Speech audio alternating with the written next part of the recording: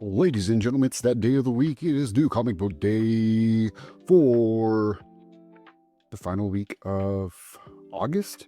And surprisingly, it's a fucking stack this week. So let's jump into this shit. This was unexpected. It's usually the beginning of the week, the beginning of the month that you end up with a fat stack. But nah, quit playing. Let's jump in. Like I said, first from the House of Ideas, Ultimate Spider-Man number 20. We've got 4 issues to go before Hickman's run ends, and it's going to be just his run, guys. Don't freak out. Ultimate Universe is going to continue, as it was already announced. We're going to have Ultimate Universe Year 2 special, so we know there's more ahead. Plus, we're going to see what changes the maker makes after this. But anyways, great read. Great scene with Mary Jane and Gwen towards the end. Some uncomfortable conversations going on, but conversations need to have. This book, awesome. I'm hoping whoever takes over can carry on that vibe and greatness that Hickman has left us with, because there are some huge shoes to fill. Next up, we have Doomed 2099. Dune 2, the original Dune 2099 was one of my favorite books. Honestly, it was on par with Spider-Man 2099. I just loved the art. I loved that version of Doom that we were getting in that book. And this is kind of a cool little one-shot where future Doom and current Doom have a hell of a confrontation. And we've got some implications going in the future. As we know, we've got some more future stuff. No longer $20.99. It's going to be $30.99 and etc. So we'll see where that goes.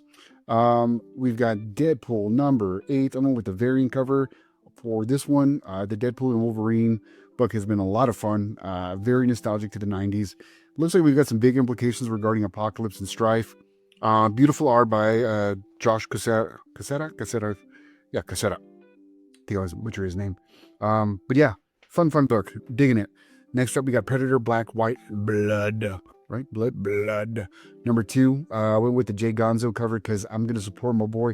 Always comes at us with those badass Aztec Mexican variants. Look at that. It's beauty. I'm always going to grab these anytime I can come across this variants. Fun book. Again, the Predator franchise in general, along with Aliens across all mediums, is blowing up right now. These books have been fun. Just following some of their journeys throughout time. Good reads. Now we've got Bring On the Bad Guys 2 this week. Dormammu.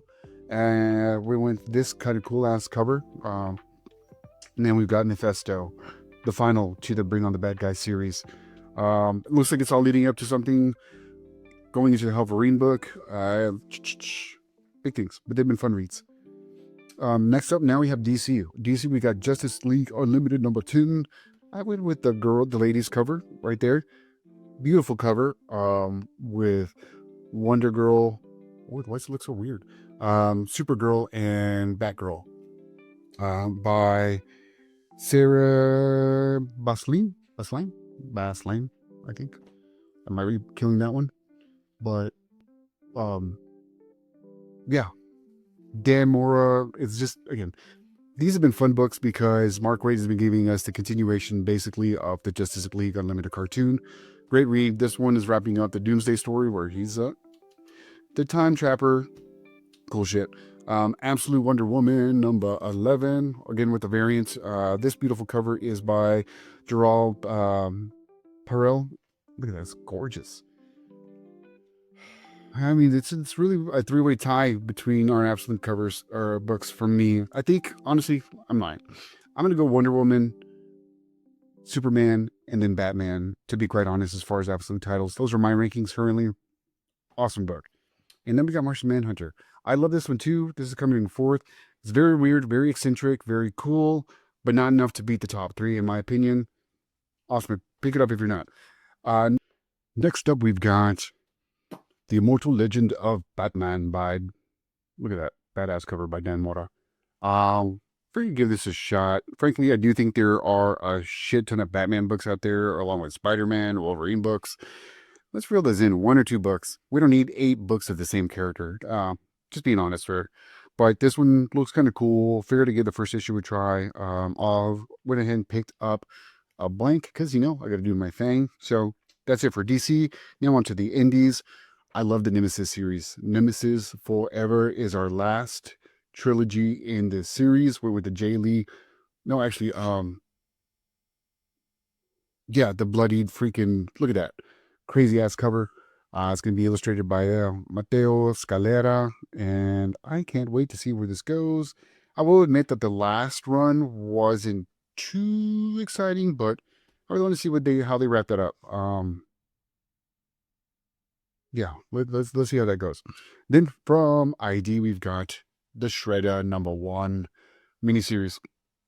Um, it looks cool. I, didn't really jump into the series last time. I picked up the newest issues with Jason Aaron writing. So I'm really intrigued to see what we've got going on. Plus, the art looks great. It's written by Dan Waters. It's drawn by Michelle Bandini. And from the scene so far, the art looks fire. So we'll check it out for a couple issues to see if it holds up. And again, headings are blank because got an idea for this one, a really good idea for this one. And last book, Minor Arcana. We've got issue 10. I believe we've only got 2 more issues to go in the first series, and then it wraps up. I believe we shall see. Jeff Lemire, killing it. Let me know what you think about these books down below. Of course, hit the like, follow, share, subscribe, all those buttons. Hit them all. Till next alert, my nerds. Appreciate you.